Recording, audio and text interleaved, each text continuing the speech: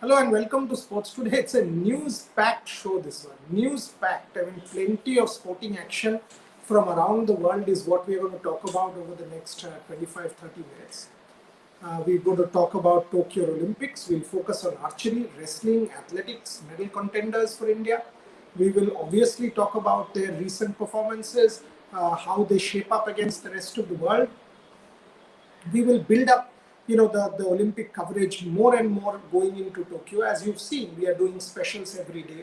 We will put out interviews with Sindhu and Amit and the hockey teams, or you've already seen the men's one. You will see the women's one coming up with the administrators. So plenty coming your way.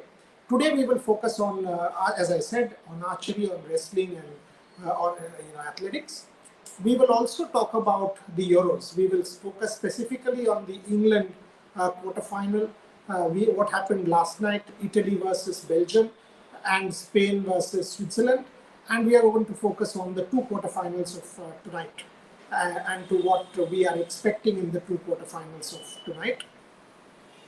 We'll also talk about Wimbledon, and finally, the latest is what we are getting from England and also about domestic cricket. So let's start with that. India finally winning the toss.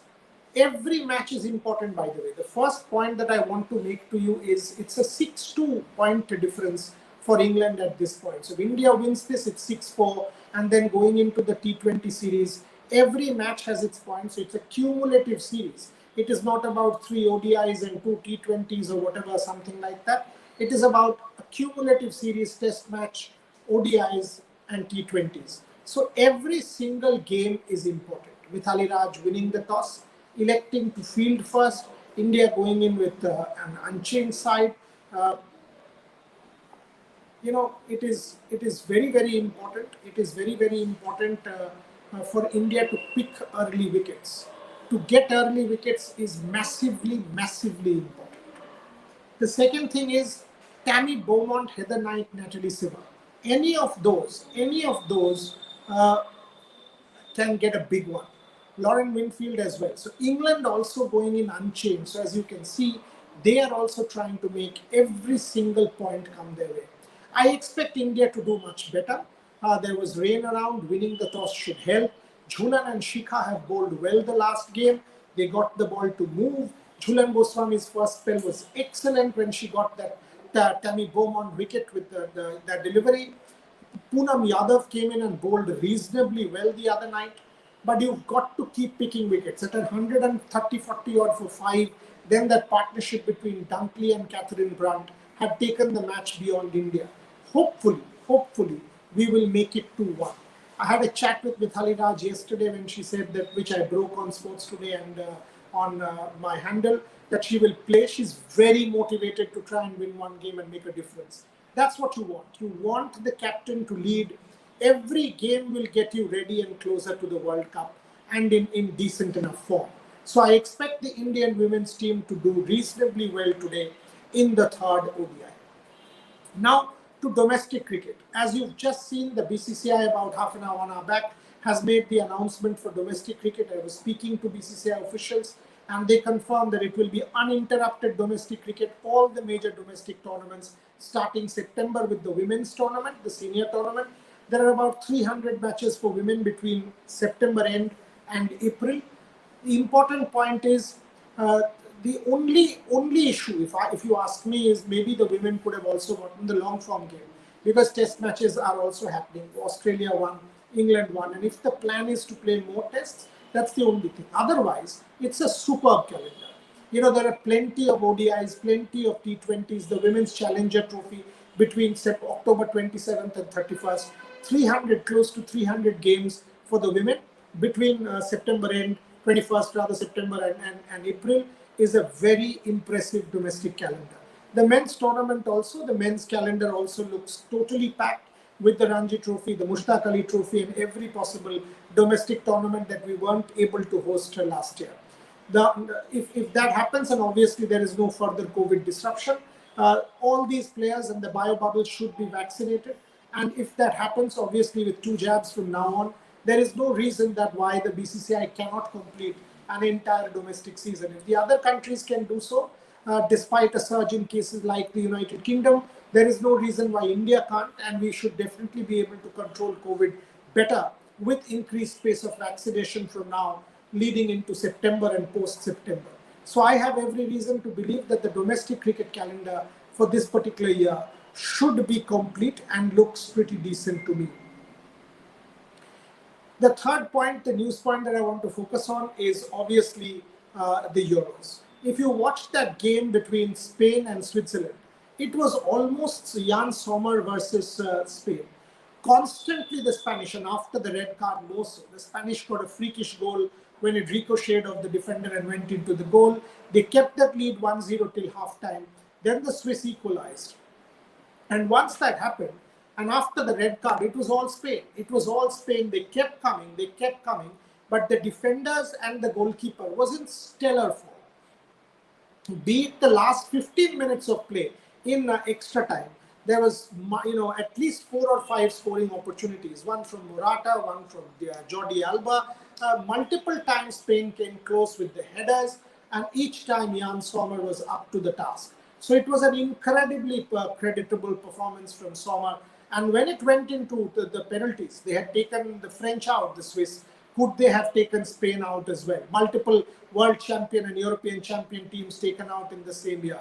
And it started well. They started well in the penalties, but then that, multiple shots over the bar, that slowish penalty shooter on the right, stopped by the Spanish goalkeeper, and Spain eventually made it. If you really sort of delve deep, Spain deserved to win in regulation time, was denied. But now that they've beaten Slovakia, they've gotten form back, they've beaten Switzerland, they look the more impressive team. And when such teams start to build momentum, it is very, very difficult to stop them. So a big team, a pedigreed team making the semi-final there. The second team that made the semi-final is perhaps the most impressive team of the tournament so far, and that is Italy. Italy was terrific. I mean, yes, Belgium missed Eden Hazard, one of the most charismatic and talented players of our times, of our generation, whether it is from his Chelsea days or his Spain days with Real. I mean, Eden Hazard has been a stellar man for Belgium. They missed him, and even Kevin De Bruyne. Kevin De Bruyne, constant spate of injuries, and he spoke after that leading into the 2022 World Cup, he would have to solve his injury issues, because Kevin De Bruyne is the closest that one sort of gets to Zico in our generation, is what I will say. He's the playmaker for Belgium, one of the best players, and a tremendous team man.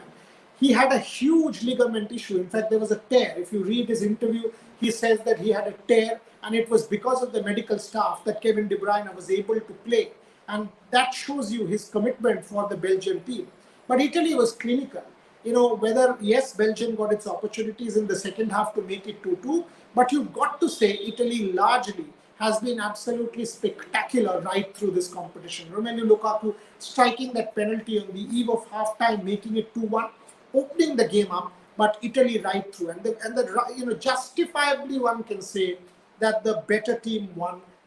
And maybe because of injuries, Belgium was playing, but the better team on the night making the semi-finals. Coming to my sort of match of the day, clearly Gareth Southgate's England. I mean, I am an English supporter. The host sort of broadcaster says, "Meri dusri country." It's a country I've lived in for years as a student, as an academic, taught there, worked there for multiple years, and I know the sort of kind of mad passion the country has for football. And it is a very, very good unit.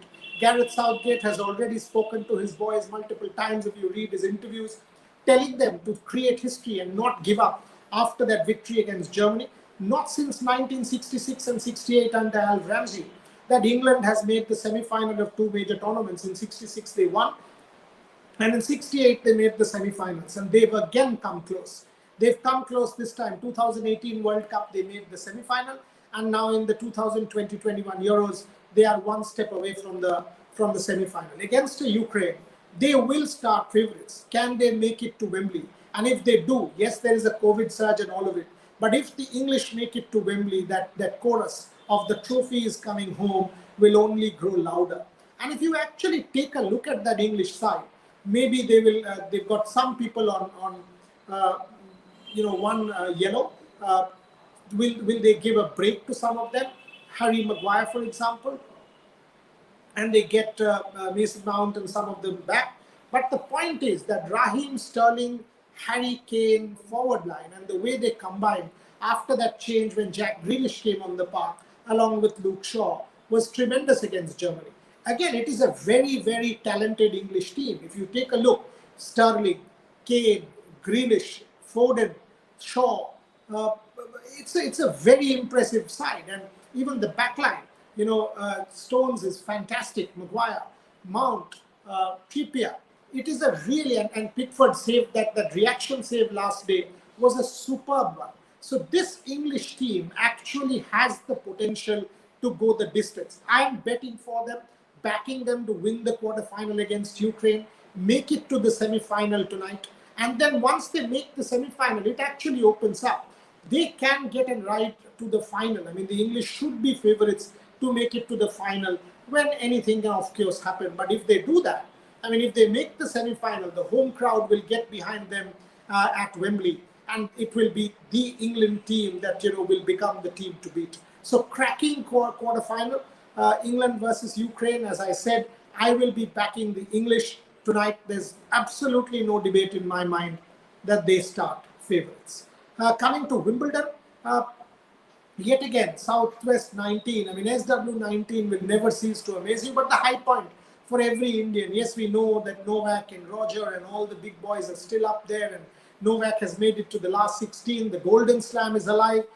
He's been in incredible form, but for the Indians, for the first time, 4 Indians playing against each other at Wimbledon was a historic first. Ankita Raina teaming up with Ramkumar Ramanathan against Rohan Bopanna and Sania Mirza. Eventually, Mirza and Bopanna, the more pedigreed duo, winning that contest. But that was a great moment for India. Ramkumar Ramanathan and Ankita Raina. And Sania and Ankita, as we all know, will be playing the doubles come Tokyo. Divij Sharan and Samantha Mare Sharan also has made it to the second round in the mixed double. So decent enough day for India at Wimbledon. And we've got to see how the second week unfolds. And Novak Djokovic continues to script history.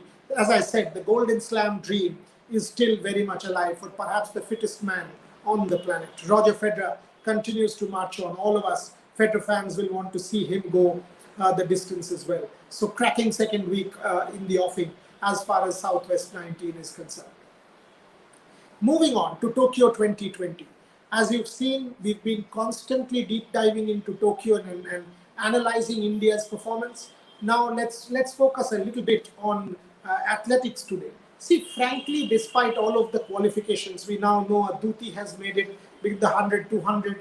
We know the relay. We know Tejinder Pal Singh Toor doing a 21 plus a meet record in the nationals. We know Anu Rani. We know Indian athletes have made the cut for Tokyo. But if I realistically speak to you, we know others as well, Shri and Kamal and others. But if we realistically speak to you, the real medal contender that India has as far as athletics is concerned, and several of you have asked me this question, is Neeraj Chopra. Neeraj has done 86.79 so far. Now, for the lockdown, for a long period of time, he was not able to train. Thereafter, that injury layoff and that operation, to come back has never been easy for any high-performance elite athlete. Would not have been easy for Neeraj Chopra either. But he's come back very strong. And if you see the way he's built it up, the first contest was 83, then was 80, in and around that 80, 82, 83 mark. And then all of a sudden, it has gone to 86.79 for that bronze medal performance from Neeraj Chopra in one of the contests last week. Now, the German world champion has withdrawn from the javelin competition. He's withdrawn from the javelin, which means that the field has somewhat opened up a little bit more for Neeraj Chopra. So if Neeraj is able to do 88 and beyond, then there is no reason to expect or not expect Neeraj to do 88 and beyond. For the first time ever, India can actually win an athletics medal. First ever time in India's Olympic history, we can win an athletics medal thanks to Neeraj Chopra. I have very, very reason to believe. I have every reason to believe Neeraj Chopra can give us the first medal. Hats off to the Sports Ministry, Sports Authority of India, IOA and JSW for being able to send Neeraj abroad for the final phase. There was a visa issue. India is still in the red list and all of that, but he has been able to go and train now. So this last lap, the home stretch, is very important for Neeraj Chopra. Coming to archery, Deepika Kumari was in spectacular form in the recently concluded World Cup. All of us know the 3 gold medals, and Deepika and Otanu Das have a really good chance. Can they win a medal? Now, if you actually go to London, and I covered the Indian team at Lord's in London, I remember that day when we were very disappointed when, again, that whole issue of wind, the Indians were unable to cope with the wind and they lost out. Come to Rio, again in the quarterfinal against Russia, India had a golden opportunity to go ahead and win an archery medal. They lost out because they were unable to control the wind and their nerves. Will Deepika be able to break that barrier? Look, in terms of talent, Deepika Kumari is one of the most talented women archers that India has ever produced, if not the most talented. Is a world champion, and there's no reason to believe that Deepika will be overawed. She shouldn't be. She shouldn't be overawed, and we should expect a very, very good effort from Deepika Kumari. And on that note, let me also give you an update. Lauren Whitfield is 4, Heather Knight is 4. So England has lost Tammy Beaumont, 2.5 overs, 10 for 1 is the update. Jhulan Goswami and Shikha Pandey has started for India. So it's 3 overs, 11 for 1, 47 over game carrying on. So Shikha Pandey has done the first one for India. Tammy Beaumont, the lady in form, the batter in form for England has been dismissed. Now it's Lauren Winfield Hall and Heather Knight at the wicket. So Heather Knight and Nat Siva are 2 very important cogs in this English wheel if India has to really go ahead and win this game. Coming back to the Olympics build-up, as I said, Deepika Kumari, I have great reasons to believe that Deepika will make it count. And Otanu Das and Deepika, even in Rio, Otanu Das was quite spectacular when he made it to the quarterfinals. Thereafter, he lost out, but he was good. If you see the scoring pattern, I was there at Otanu's event, also was there at Deepika's event. India has a good chance in the individuals. I was disappointed when the women's team failed to make the cut as a team. It was disappointing because India can go on to win a World Cup gold. They deserve to definitely make the cut for Tokyo. So that's something that unfortunately has not happened now. But in terms of the individual categories, Deepika Kumari and Otanu Das should give India something for sure in Tokyo. We have a chance. You cannot say medal because it's difficult in an individual thing, but you definitely have a chance. Moving on to wrestling, I think again, one of the sports where I'm banking on for 2 to 3 medals, definitely wrestling. My colleague Rahul Rawat spoke to Bajrang Punia, and Bajrang again stressed the point. Again, his injury isn't serious. He will be coming on to the mat within a week maximum. Bajrang Punia, the kind of maturity he has shown in his conduct, in his performances, in his effort, Bajrang Punia will be in the best shape going into Tokyo and should give us a medal in wrestling. I'm banking on Vinesh Phogat and the youngsters also. Vinesh Phogat from Rio has been an absolutely different athlete.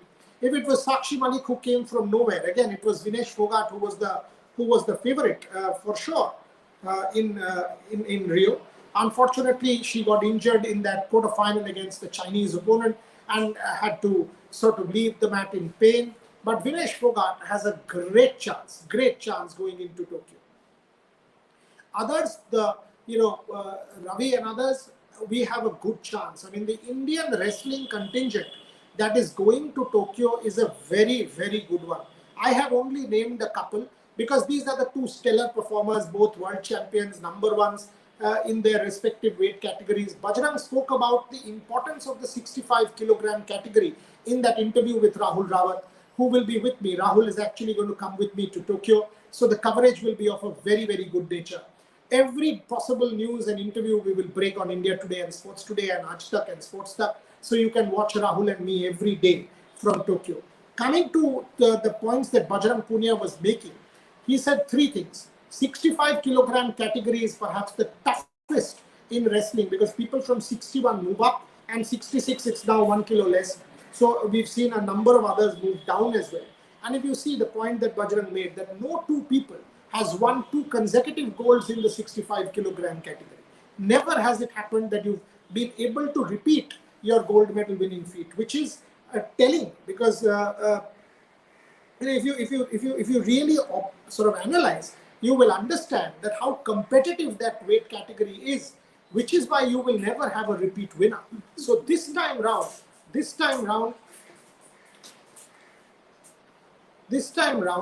is very, very important that Bajrang Punia is able to do what all of India expects him to do, win us a medal.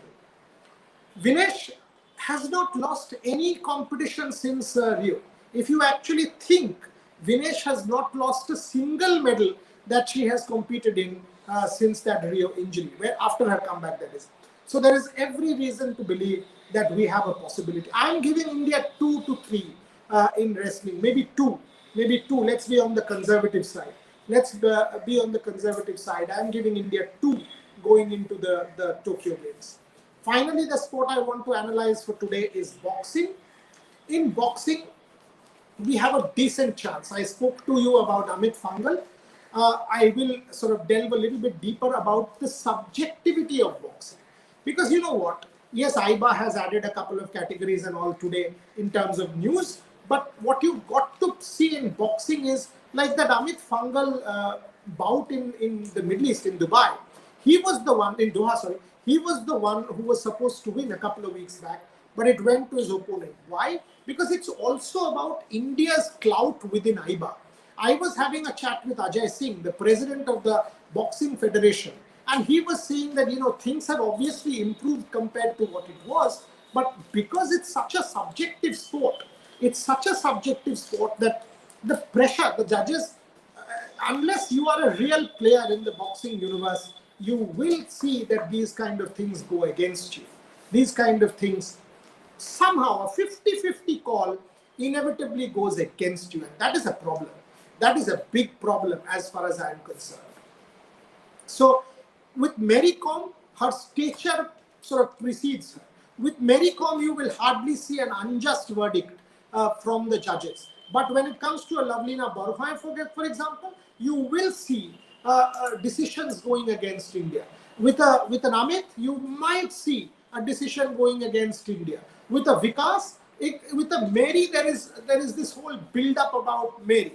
Unfortunately, that is not the case with the other boxers. So, as far as I am concerned, I am quite worried about the subjectivity that still rankles and plagues the sport of boxing. If that is sorted, I do expect a couple of medals for India from the boxing ring from Tokyo. I am giving Amit Fangal a medal. Amit Fangal has not lost anything like Vinesh Fogart, has made multiple finals, has practically won. And if you see the way he won his Asian Games gold, was stellar. So I'm giving Amit Fangal a medal, and I'm also giving one medal to Vikas or one of the girls. So Vikas Krishan Yadav will probably be participating in his last Olympic Games. He has been there, done that for a long, long time. We will hear from Vikas on Sports Today also. But Vikas Krishan Yadav or the girls, obviously Mary Kom or any of the girls, have a chance. So I'm giving India 2 medals from boxing. So if you see the way I have analyzed the Indian contingent, I've analyzed shooting for you, wrestling for you, boxing for you, archery for you, athletics for you, and men's hockey so far. I will talk about the first-time entrants. I will talk about Satyan and Monica and Sharad Kamal as in table tennis, the quartet. I will talk about Netra in sailing. I will talk about Bhavani Devi in fencing. I will talk about these athletes in a future show where we delve deep, because sporting participation from India is perhaps the biggest plus as far as this Indian contingent is concerned. I will close it out there with an update, and the update is England is 18 for 1, almost 5 overs bowled so far. So 18 for 1, decent enough start for India if they can pick up another one. Tammy Beaumont is the wicket. Lauren Winfield and Heather Knight at the crease with England 18 for 1 with Jhulan Goswami bowling her third over. That's all I have for you on sports today. Let me see in terms of questions. I'll quickly take some before I close out the show. Sunny, don't know, but Deepika fails. I know where you're coming from, Sunny, and yes, we have seen that pressure has gotten to her in London, in Rio. But if you see Abhinav was also there. Abhinav was also there. You know, the point is, 2000, Abhinav was a 17-year-old. 2004, Athens, he came close. 2008, Beijing. 2008, you know, all of it. 2008, Abhinav goes on to win a gold. So Deepika Kumari, I have reason to believe, has a chance. Of Patil, I think Srishan long jump, no. Obviously, I want to be proved wrong, like every Indian. I don't think we have a realistic chance there. Kush, Otanu Das, serious medal contender. Yes, Otanu Das is a contender, because if you see Kush, Otanu has been consistent enough in recent times and is a very good talent. Samip Rajguru and his associate was sledging Rohit Virat and the Indian team on India TV yesterday. Samip Rajguru is doing what Samip Rajguru wishes to do. Why do I have to comment? It is his opinion. Samip is a friend. Do I want to sledge Virat, Rohit and somebody yesterday? No, I don't. So you understand my opinion. But this is not Samip Rajguru's show. This is my show. So if you want to sort of ask me about another fellow journalist, as I've said, I respect disagreements. I respect opinion, but it is not my opinion. So let's be very clear about it. Auditro Pathak, Divyansh Panwar, Rahi Sarnobat, Abhishek Verma, Saurav Chaudhary, Yashashwini, Manu 11, 7 shooters are ranked top 3. They are also in the mixed events, of course. And the Indian shooting team on their day is absolutely stellar. I mean, each one of the people you have mentioned have a chance to win a medal, and a very realistic chance at that. If anyone thinks no, we are wrong in saying that. Sachin Chaudhary, when are we going to Tokyo? 19th, I go to Tokyo. I take the Al Nippon from Delhi, Sachin. I reach Tokyo on the morning of the 20th, early morning of the 20th at 5 a.m. Anything short of 7-8 medals in shooting will be, you know, it doesn't happen like that, Auditro. You don't expect everybody who is ranked. If you see the recent World Cup, the Delhi World Cup, for example, could have given you a false sense of complacency. If you see the recent field in Croatia, you will understand how competitive shooting is. You know the Russians, you know the whole world. You see the number of Russian medals. America, China, Iran. You have some really strong contenders there. If we get 4 or 5, we should be delighted. If we get 1 gold and multiple other medals, we should be delighted. John Bright, Italy have an edge over other teams considering their quality defenders. I agree with you. It has absolutely been a team that has done spectacularly well at the Euros. Make no mistake about it. Indranil, first wicket gone, Beaumont, LBW, Shikha. That's what I said. Varun, England will not win, sir. Mark my words. Italy or Spain. Possible, Varun. Possible, but as I said, England has played extremely good football. They have a good bench strength now. Look at the average age. Look at the number of youngsters that are coming through the ranks. There's no reason to say that England will not win. Ukraine will beat England. We've got to wait and see how it happens. John Bright, I've taken that. Sunny, seeing Indians choke in big events. Let's accept. Everybody chokes in big events, Sunny. Everybody. If you think, I mean, look at this Belgian side. It is one of the greatest teams of the current generation. Eden Hazard, Romelu Lukaku, Kevin De Bruyne. When have they won a major tournament? Everybody chokes in major events. I think I've taken a lot of these questions. Okay, Sunny.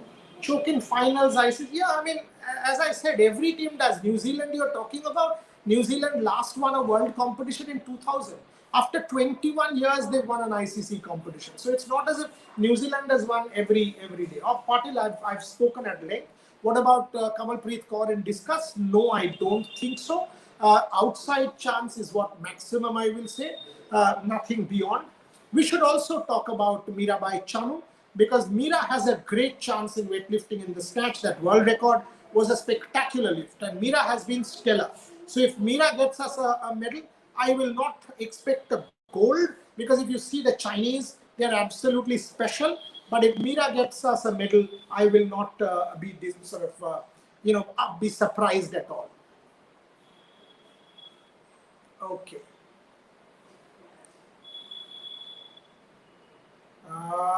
That should be it. Amitabh, Denmark versus Czech Republic. I would want the Danish because of the emotional quotient associated with the team. That's all I have. 30 minutes, decent enough time. We spent a bit of time together. Join me tomorrow. Join me tomorrow for another special on Sports Today. We will keep deep diving into the Olympics, and we will analyze, break down India's performances, bring you the exclusives, and we will also start our special series rather, where we also celebrate our heartbreaks, because it's not simply about the winners. It is also about people who came close. PT Usha, Milkha Singh, Henry Ribello, Sriram Singh, some of them. So these are very, very important. And as we end, please watch the India Today broadcast, where it's the half an hour is starting now, where we feature the Indian hockey team. We feature Manpreet Singh, Graham Reed, PR Shrijesh on India Today, talking to me in India Today and Sports Today special, our chances about Tokyo. That's on India Today television as I end this broadcast. Thank you very much for watching.